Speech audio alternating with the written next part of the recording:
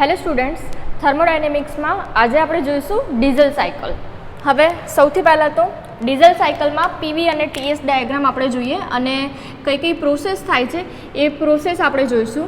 Diesel cycle જે છે એ ડીઝલ સાયકલને કોન્સ્ટન્ટ પ્રેશર પ્રોસેસ સાયકલ પણ કહેવાય છે. હવે જે ડીઝલ સાયકલ છે એ ડીઝલ સાયકલની અંદર બે આઇસેન્ટ્રોપિક પ્રોસેસ થાય છે, એક કોન્સ્ટન્ટ પ્રેશર પ્રોસેસ થાય છે અને એક કોન્સ્ટન્ટ વોલ્યુમ પ્રોસેસ થાય છે. હવે આ છે આપણો પીવી ડાયાગ્રામ અને ધેન આફ્ટર આ છે આપણો ટીએસ ડાયાગ્રામ. ઓકે, સૌથી પહેલાં તો આપણે પ્રોસેસ 1 થી 2 જોઈએ. પ્રોસેસ 1 થી 2 કઈ પ્રોસેસ છે એ તો પ્રોસેસ 1 થી 2 જે છે એ આઇસેન્ટ્રોપિક પ્રોસેસ છે. Isentropic process. હવે આ પ્રોસેસ દરમિયાન શું થાય છે તો જે વર્ક જે છે એ work is done on system પર કાર્ય થાય છે. ઓકે, દેન આફ્ટર જે આપણું વર્કિંગ મીડિયમ છે એ વર્કિંગ મીડિયમનું શું થાય છે, કોમ્પ્રેશન થાય છે એડિયાબેટિકલી. ઓકે, હવે એનો ગ્રાફ જોઈએ તો એનો ગ્રાફ શું થશે, 1 થી 2 પ્રોસેસ જે છે એ 1 થી 2 પ્રોસેસ આપણી કેવી પ્રોસેસ છે, આઇસેન્ટ્રોપિક પ્રોસેસ છે. હવે એ દરમિયાન શું થાય છે, કોમ્પ્રેશન થાય છે એટલે વોલ્યુમ જે છે એ અહીંયા કેટલું હતું, V1 હતું, V1 થી ઘટીને કેટલું થાય છે, V2 થાય છે. બરાબર, તો વોલ્યુમ જે છે કેટલું થાય છે, V2 થી V1 થાય છે. બરાબર, હવે એનો ટીએસ ડાયાગ્રામ આપણે જોઈએ તો ટીએસ ડાયાગ્રામમાં શું થશે, આઇસેન્ટ્રોપિક પ્રોસેસ છે એટલે એક વર્ટિકલ લાઇન મળશે આપણને. કોમ્પ્રેશન પ્રોસેસ થાય છે એટલે 1 થી 2 દરમિયાન ટેમ્પરેચર જે છે ટેમ્પરેચરમાં શું થશે, વધારો થશે. બરાબર, અહીંયા ટેમ્પરેચર T1 છે તો અહીંયા વધીને કેટલું થશે, T2 થશે. તો આ થઈ ગઈ 1 થી 2 પ્રોસેસ. ટેમ્પરેચર શું થશે, ટેમ્પરેચરમાં વધારો થશે, ટેમ્પરેચર રાઇઝ. એના પછી આપણે જોઈએ પ્રોસેસ 2 to 3. હવે પ્રોસેસ 2 to 3 શું છે તો એ પ્રોસેસ 2 to 3 જે છે કોન્સ્ટન્ટ પ્રેશર પ્રોસેસ છે. બરાબર, અને આ પ્રોસેસ દરમિયાન આપણી જે સિસ્ટમ છે એ સિસ્ટમમાં Q1 જેટલી હીટ છે એ Q1 જેટલી હીટ કોન્સ્ટન્ટ પ્રેશર પર એડ થશે. કોન્સ્ટન્ટ પ્રેશર છે એટલે ગ્રાફ કેવો થશે, એક હોરિઝોન્ટલ લાઇન થશે 2 to 3 પ્રોસેસ અને Q1 જેટલી જે હીટ છે એ શું થાય છે, એડ થાય છે. હવે હીટ એડ થાય તો બટ ઓબ્વિયસ છે ટેમ્પરેચર જે છે ટેમ્પરેચરમાં શું થશે, વધારો થશે. તો ટેમ્પરેચર T2 થી વધીને કેટલું થશે, T3 થશે. બરાબર, અહીંયા હોરિઝોન્ટલ લાઇન હોય તો આજે આપણો આઇસેન્ટ્રોપિક ટીએસ ડાયાગ્રામ છે, ટીએસ ડાયાગ્રામમાં શું મળશે, એક કર્વ મળશે આપણને. બરાબર, તો અહીંયા જે ટેમ્પરેચર છે કેટલું થાય છે, T3 થાય છે. ઓકે, Q1 જેટલી હીટ એડ થાય છે અને ટેમ્પરેચર T2 થી વધીને કેટલું થાય છે, T3 થાય છે. એના પછી આપણે જોઈએ પ્રોસેસ 3 to 4. હવે process 3 to 4 is again isentropic process અને આ જે પ્રોસેસ છે એ આ પ્રોસેસ દરમિયાન જે આપણું વર્કિંગ મીડિયમ છે એ વર્કિંગ મીડિયમનું એક્સપાન્શન થાય છે. ઓકે, અને વર્કિંગ મીડિયમનું એક્સપાન્શન થશે જોડે જોડે ટેમ્પરેચર T3 થી ઘટીને T4 થશે. બરાબર, અહીંયા ડિક્રીઝ થશે, અહીંયા શું થશે, ઇન્ક્રીઝ થશે અને અહીંયા પણ શું થશે, ટેમ્પરેચર T1 થી વધીને T2 થશે, ઇન્ક્રીઝ થશે. બરાબર, ઓકે. તો હવે આનો આઇસેન્ટ્રોપિક પ્રોસેસ જે છે આઇસેન્ટ્રોપિક પ્રોસેસ માટે ટીએસ ડાયાગ્રામમાં શું થશે, એક કર્વ આપણને મળશે 3 to 4 પ્રોસેસ. ઓકે, કઈ પ્રોસેસ છે આ, એક્સપાન્શન પ્રોસેસ છે. બરાબર, અને બીજું શું છે, એક્સપાન્શન થાય છે જોડે જોડે. કઈ રીતે એક્સપાન્શન થાય છે, આઇસેન્ટ્રોપિકલી એક્સપાન્શન થાય છે. તો અહીંયા એન્ટ્રોપી કોન્સ્ટન્ટ છે તો 3 to 4 પ્રોસેસ. ઓકે, અહીંયા જોઈ શકો છો તમે જે ટેમ્પરેચર અહીંયા T3 હતું, T3 થી ઘટીને કેટલું થયું, T4 થયું. તો અહીંયા જે ટેમ્પરેચર છે કેટલું છે, T4 છે. તો આ થઈ ગઈ process 3 to 4. Then after process 4 to 1. હવે પ્રોસેસ 4 to 1 જે છે એ કેવી પ્રોસેસ હશે તો કોન્સ્ટન્ટ વોલ્યુમ પ્રોસેસ હશે. Constant volume process. અને આ જે પ્રોસેસ છે આ પ્રોસેસ દરમિયાન જો કોન્સ્ટન્ટ વોલ્યુમ છે એટલે આપણને શું મળશે, એક વર્ટિકલ લાઇન મળશે અને Q2 જેટલી હીટ જે છે સિસ્ટમમાંથી રિજેક્ટ થશે. તો Q2 જેટલી જે હીટ છે એ શું થશે, રિજેક્ટ થશે સિસ્ટમમાંથી. ઓકે, હીટ રિજેક્ટ થાય દેટ મીન્સ ટેમ્પરેચર છે, ટેમ્પરેચરમાં બી શું થશે, ઘટાડો થશે. તો ટેમ્પરેચર જે છે એ T4 થી ઘટીને અને કેટલું થઈ જાય છે, T1 થઈ જાય છે. ઓકે, તો આ છે પ્રોસેસ 4 to 1 અને 4 to 1 પ્રોસેસ દરમિયાન work is done by system. બરાબર, તો આ શું છે, આપણી ડીઝલ સાયકલ છે આખી અને ડીઝલ સાયકલ તમારે યાદ રાખવાની છે. હવે એની એફિશિયન્સીની ફોર્મ્યુલા આપણે જોઈએ. મેઇન આ જે બી પ્રોસેસ છે, પ્રોસેસમાં જે પણ થાય છે 1 to 2માં કઈ પ્રોસેસ છે, 2 to 3, 3 to 4, 4 to 1, આ બધું જ તમારે યાદ રાખવાનું છે. આ પ્રોસેસ તમને આવડશે તો ગ્રાફ તમે ઇઝીલી ડ્રો કરી શકશો. હવે આપણે જોઈએ એફિશિયન્સી ઓફ ડીઝલ સાયકલ. આગળ જે રીતે આપણે ફોર્મ્યુલાઝ ડિરાઈવ કરી હતી સેમ એવી રીતે અહીંયા પણ આપણે ફોર્મ્યુલા ડિરાઈવ કરવાની છે. હવે આપણને ખબર છે કે work done is equal two શું છે, હીટ સપ્લાઈડ માઇનસ હીટ રિજેક્શન. તો એની માટે આપણે સૌથી પહેલાં તો Q1 કેટલી હીટ સપ્લાય થાય છે ને કેટલી હીટ સિસ્ટમમાંથી રિજેક્ટ થાય છે આપણે ફાઇન્ડ કરવું પડશે. તો અહીંયા તમે જોઈ શકો છો કે જે હીટ જે છે એ કોન્સ્ટન્ટ પ્રેશર પ્રોસેસ પર સિસ્ટમમાં દાખલ થાય છે. તો એની Q1ની ફોર્મ્યુલા શું થશે, Q1 is equal two CP into DT. બરાબર, CP શું છે તો કોન્સ્ટન્ટ પ્રેશર એ સ્પેસિફિક હીટ અને DT શું છે તો ટેમ્પરેચરમાં થતો ફેરફાર. તો અહીંયા આપણે આગળ જો આપણે ફોર્મ્યુલા લખીએ, ટેમ્પરેચર જે હીટ છે એ હીટ કઈ પ્રોસેસ દરમિયાન દાખલ થાય છે તો 2 to 3 પ્રોસેસ દરમિયાન. તો આપણે ટેમ્પરેચર પણ કયું લેવું પડે, 2 અને 3 પોઈન્ટ આગળનું ટેમ્પરેચર લેવું પડે. ટેમ્પરેચર ડિફરન્સ છે મતલબ મોટામાંથી નાનું ટેમ્પરેચર બાદ કરવાનું. T3 ની વેલ્યુ વધારે છે તો CP is equal to T3 minus T2. Okay, than after heat rejection જે છે કઈ પ્રોસેસ દરમિયાન થાય છે તો 4 to 1 પ્રોસેસ દરમિયાન. પણ કઈ પ્રોસેસ થાય છે એમાં કોન્સ્ટન્ટ વોલ્યુમ પ્રોસેસ થાય છે. તો એની ફોર્મ્યુલા શું થશે, CVDT. ઓકે, હવે CV ટેમ્પરેચર ડિફરન્સ, તો 4 અને 1 આગળ જે ટેમ્પરેચર ડિફરન્સ આવે છે એ જ આપણે લેવાનો થાય છે. કેમ કે 4 થી 1 પ્રોસેસ દરમિયાન હીટ રિજેક્ટ થાય છે એટલા માટે. હવે જોઈ લો T4 ની વેલ્યુ T1 કરતાં કેવી છે, વધારે છે. તો અહીંયા તમારે શું લખવું પડે, T4 minus T1. Okay, then after આ થઈ ગયું Q1 અને Q2 ની વેલ્યુ આપણને મળી ગઈ. વર્ક ડન કેટલું થશે, work done is equal two લખી દઈએ આપણે CP into T3 minus T2 minus CV T4 minus T1. Okay, આ વર્ક ડન થઈ ગયું. હવે એફિશિયન્સીની ફોર્મ્યુલા આપણને ખબર છે, ડીઝલ સાયકલ માટે આપણે એફિશિયન્સી ફાઇન્ડ કરવી છે. એફિશિયન્સીની ફોર્મ્યુલા શું થાય છે તો work done by heat supplied. Okay, હવે જે વર્ક ડન છે, વર્ક ડન કેટલું થાય છે તો Q1 minus Q2 and heat is supplied Q1. બધી ફોર્મ્યુલા આપણને ખબર છે, મૂકી દઈએ વેલ્યુઝ.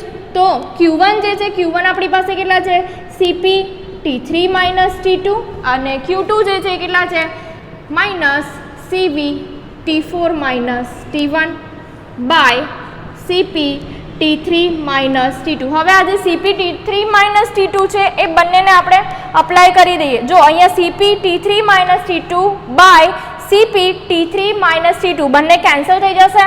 તો અહીંયા શું બચશે, 1 minus CV T4 minus T1 by CP T3 minus T2.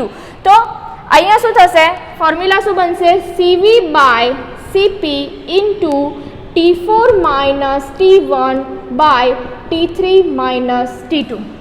Okay, હવે આપણને ખ્યાલ છે કે ભાઈ CP by CV is equal to adiabatic index gamma. તો આની જગ્યા પર આપણે લખી શકીએ 1 minus 1 by gamma T4 minus T1 by T3 minus T2. તો આ જે ફોર્મ્યુલા છે એ કોની છે? ડીઝલ સાયકલની એફિશિયન્સી ફાઇન્ડ કરવાની ફોર્મ્યુલા છે.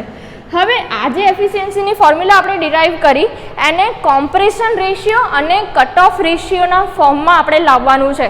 તો એની માટે જેમ આપણે આગળ ઓટો સાયકલમાં અલગ અલગ પ્રોસેસ કન્સિડર કરી હતી, સેમ એવી રીતે અહીંયા પણ હવે આપણે અલગ અલગ પ્રોસેસ કન્સિડર કરીશું. સૌથી પહેલાં તો તમને ખ્યાલ હોવો જોઈએ કે compression ratio V1/V2 is equal to R. V1/V2 is equal to R. એને શું કહેવાય છે? Compression ratio. અને બીજું આપણે અહીંયા કન્સિડર કરવાનું છે V3/V2, that is cut off ratio row.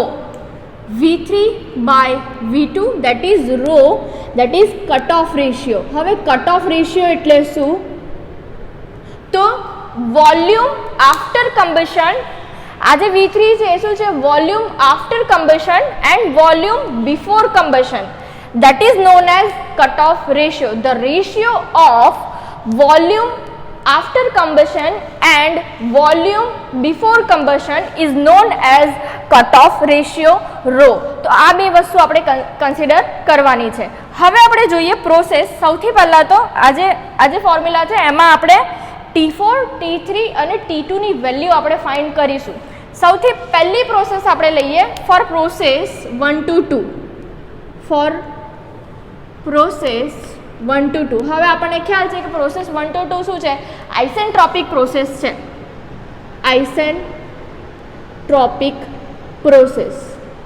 Okay, isentropic process માટે પીવીટી રિલેશન જે છે 1 to 2 process, 1 to 2 process that is isentropic process. અને આ આઇસેન્ટ્રોપિક પ્રોસેસ માટે આપણે પીવીટી રિલેશન લખવાનું છે. તો એનું શું થશે?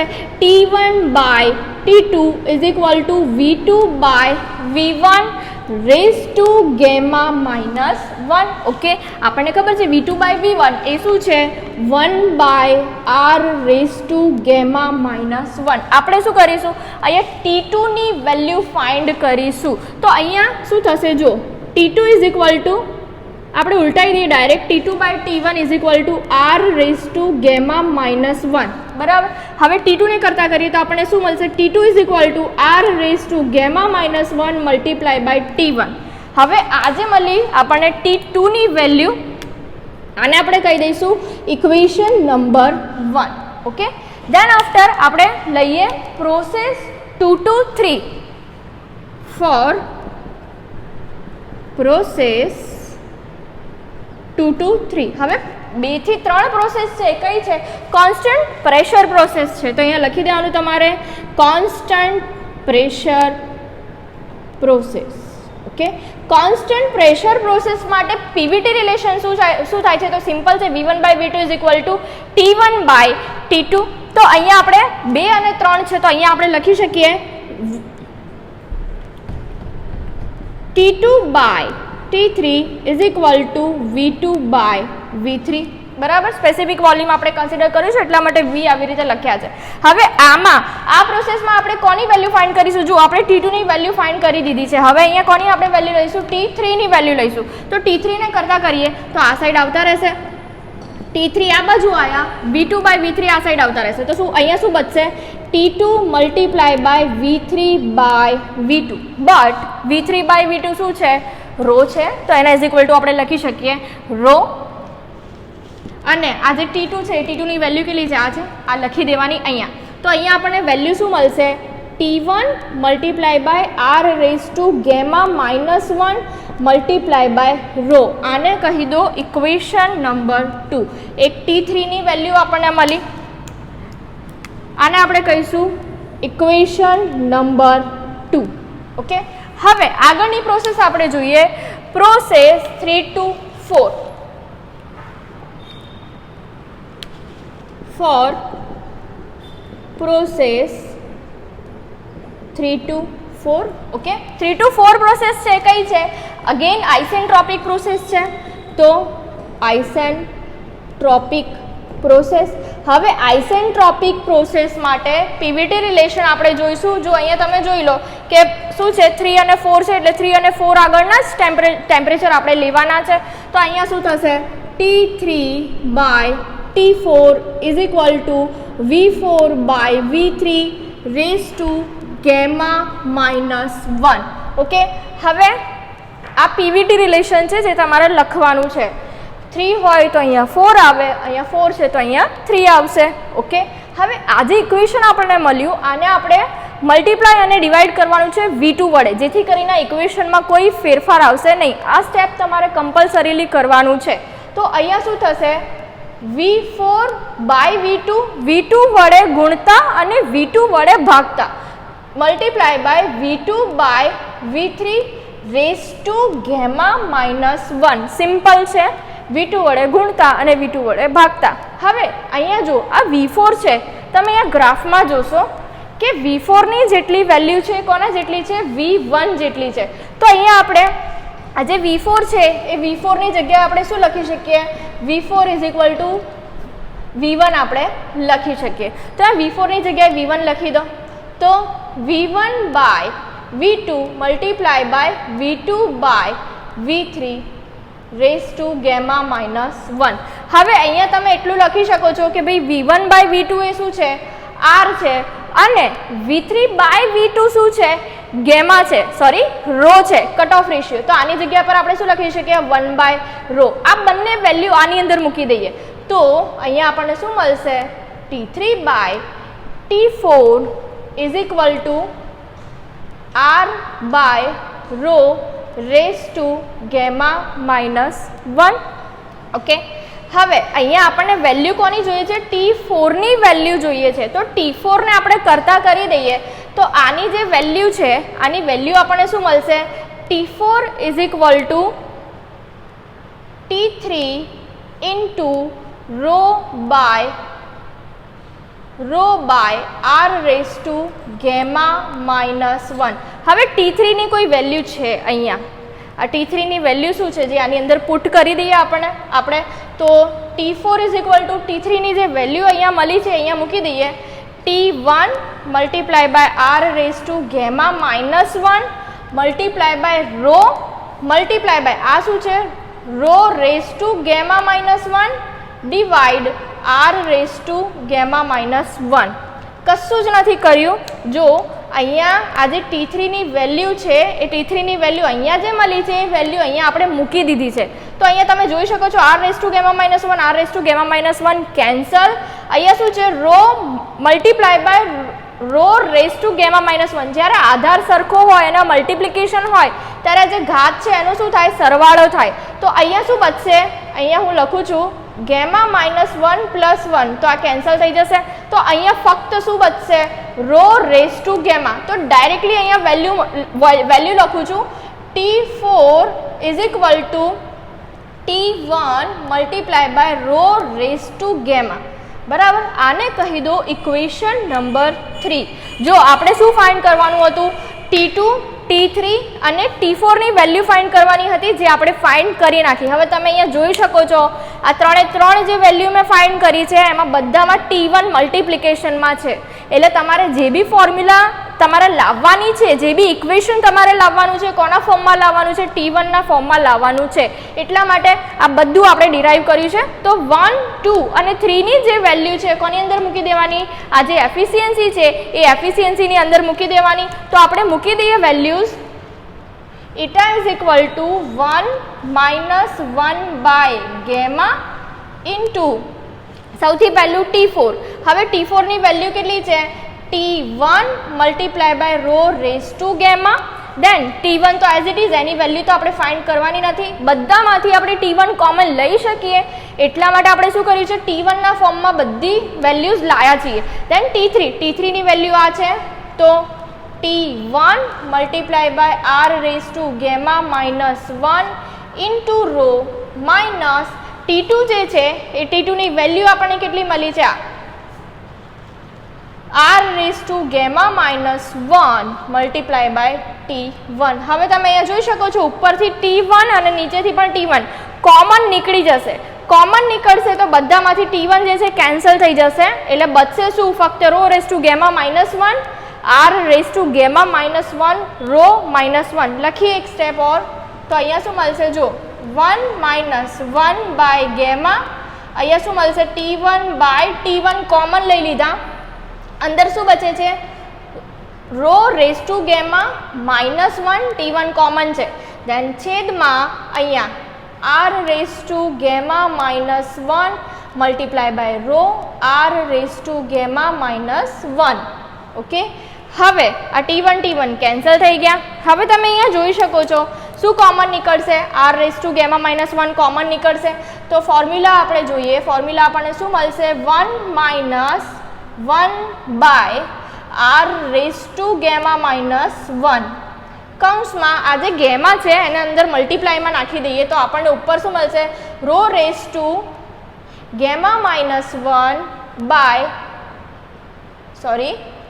Row raise to gamma -1 divide આ જે ગેમા છે એને અંદર મલ્ટિપ્લિકેશનમાં મૂકી દીધા, કૌંસમાં અહીંયા શું બચે છે તો રો અહીંયા માઇનસ છે રો -1. ઓકે, તો આજે ફોર્મ્યુલા મળી એ શેની છે ડીઝલ સાયકલની એફિશિયન્સીની ફોર્મ્યુલા છે. ફોર્મ્યુલા શું થાય છે it is equal to 1 - 1 by r raise to gamma -1 into rho raise to gamma -1 by gamma into rho -1. બરાબર, તો આ જે ફોર્મ્યુલા છે એ શેની છે ડીઝલ સાયકલની એફિશિયન્સીની ફોર્મ્યુલા છે. તો ડીઝલ સાયકલ જે છે એ અહીંયા કમ્પ્લીટ થાય છે. નેક્સ્ટ લેક્ચરમાં આપણે નેક્સ્ટ ટોપિક જોઈશું. Thank you.